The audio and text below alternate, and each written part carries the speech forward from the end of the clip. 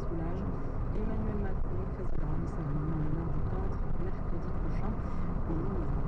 Alors que les risques économiques s'accumulent et que les banques centrales remontent leurs taux d'intérêt, comme l'a fait la Banque centrale européenne cette semaine, le risque financier a-t-il disparu? C'est le thème de la bulle économique signée Marie-Ville. C'est un banquier central qui parle, le vice-président de la BCE, Luis de Guindos, en réponse à une question sur les risques systémiques qui pèsent en ce moment sur le système financier. Il a reconnu cette semaine que les non-banques préoccupaient la BCE. Mais qu'est-ce qu'une non-banque pour commencer? Non-Bank Financial Intermediation, intermédiaire financier non bancaire, voilà le nom officiel de ce secteur que l'on peut aussi nommer shadow banking, finance de l'ombre. De l'ombre, car contrairement aux banques, ces intermédiaires ne sont pas régulés.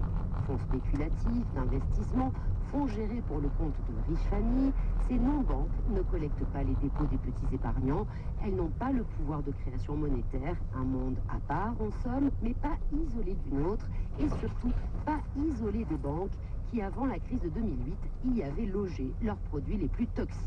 Les régulateurs n'avaient alors rien vu venir. Ont-ils appris la leçon?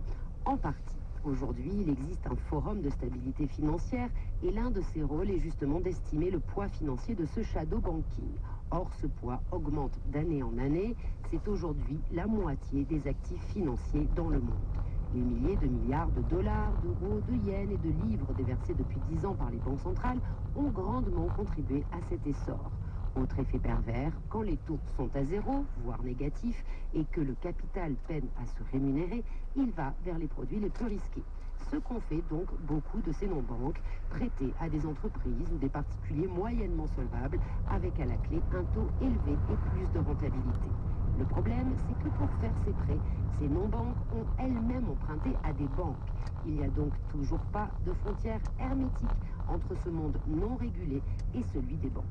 Aujourd'hui que la récession menace aux États-Unis et dans la zone euro, ces emprunteurs risqués peuvent faire faillite, ce qui aura des répercussions sur les non-banques et par ricochet sur les banques régulées.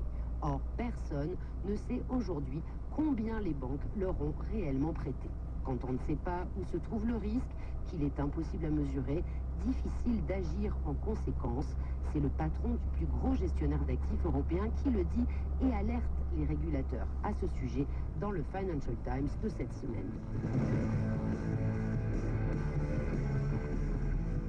Risque systémique. Si on en parle à nouveau aujourd'hui, c'est parce que la crise financière à laquelle l'Angleterre vient juste d'échapper aurait pu venir de ces liens banque-non-banque restés jusque-là invisibles. Quand l'ex-première ministre Liz Truss annonça son mini-budget fin septembre, ce n'est pas parce qu'elle prévoyait de réduire les impôts des plus riches que les marchés financiers l'ont sanctionné, mais parce que son mini-budget prévoyait un maxi-déficit. Du coup, les taux d'intérêt de la dette britannique ont grimpé, ce qui a déclenché des ventes en cascade, obligeant la Banque d'Angleterre à intervenir. Dans la liste des candidats à une crise financière, il peut donc y avoir des pays riches. D'ailleurs, plus la BCE augmente ses taux en espérant casser l'inflation, plus ce risque augmente pour les pays de la zone euro.